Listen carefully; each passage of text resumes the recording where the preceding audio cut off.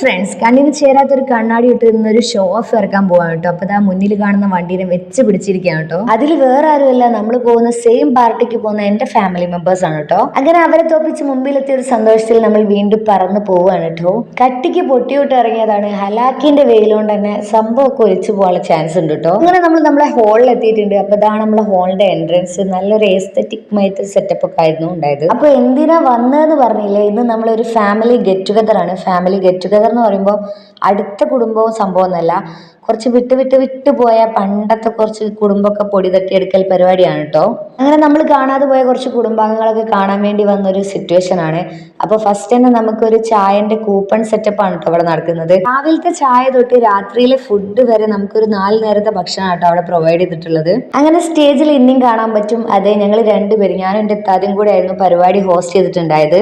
എന്തൊക്കെ സ്കൂളിൽ പഠിക്കുമ്പോൾ ഭയങ്കര ഇഷ്ടമായിരുന്നു ആ സ്റ്റേജിലിട്ട ചെയറിലൊന്നിൽ ഇരിക്കാൻ പറ്റുക, അറ്റ്ലീസ്റ്റ് ഇങ്ങനെ ഒന്ന് പറയാൻ പറ്റുക, അല്ലെങ്കിൽ ആ കർട്ടനെങ്കിലും വലിക്കുന്ന ഒരു സെറ്റപ്പിൽ ഇരിക്കാൻ പറ്റുക എന്നുള്ളത് ഭയങ്കര ആഗ്രഹമായിരുന്നു കേട്ടോ. അങ്ങനെ ഇപ്പോൾ മാഷാ അല്ലാഹ് ഇപ്പൊ 2 ഫാമിലി ഗെറ്റ് ടുഗദറായി നമുക്ക് ഹോസ്റ്റ് ചെയ്യാൻ പറ്റുന്നത്. അത് വലിയൊരു കാര്യമായിട്ടാണ് എടുക്കുന്നത്. കാരണം നമ്മൾ ഒരുപാട് ആഗ്രഹിച്ചൊരു സംഭവം ലേറ്റ് ആയിട്ടാണെങ്കിലും കിട്ടി. അങ്ങനെ നമ്മൾ ഫാത്തിഹ ഓതിയിട്ട് പരിപാടി സ്റ്റാർട്ട് ചെയ്യാണ് കേട്ടോ.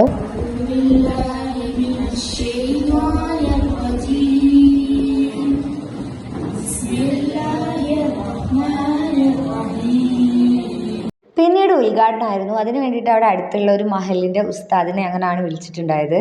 പിന്നീട് വെൽക്കം ഡാൻസ് ആയിരുന്നു. നമ്മുടെ കൊച്ചു കുട്ടികൾ നല്ല അടിപൊളി ഡ്രസ്സൊക്കെ ഇട്ട് വന്നിട്ട് നല്ല അടിപൊളി ഒരു വെൽക്കം ഡാൻസ്.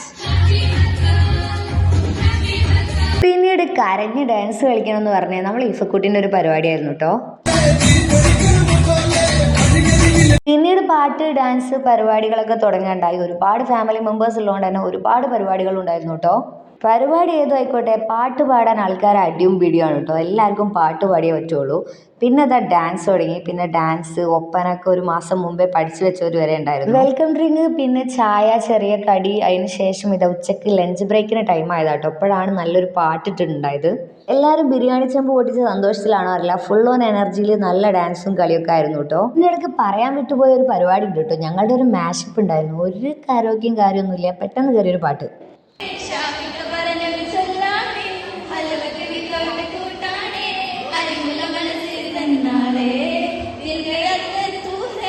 നമ്മൾക്ക് മൊത്തം 2 പരിപാടിയായിട്ടോ ഉണ്ടായിരുന്നത്. ഒന്ന് മാഷപ്പും പിന്നെ ഒന്ന് ഈ അറബിക് ഡാൻസും ആയിരുന്നു കേട്ടോ. ഫുള്ളായിട്ട് പഠിച്ചു വെച്ചാൽ ഇല്ല, തലേന്ന് പഠിച്ചിട്ട് ഇന്ന് കളിക്കുകയാണ് കേട്ടോ.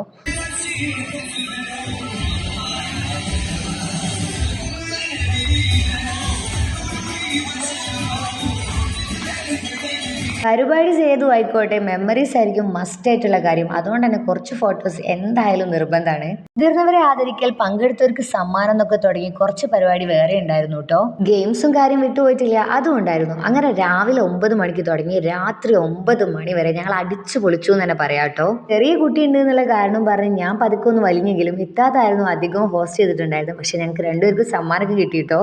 അങ്ങനെ എല്ലാവരും അടിച്ചു പൊളിച്ച് അർമാദിച്ചൊരു ദിവസമായിരുന്നു കേട്ടോ. അപ്പോൾ ഇന്നത്തെ വീഡിയോ ഇത്രേ ഉള്ളൂ. ടാറ്റാ, ബൈ.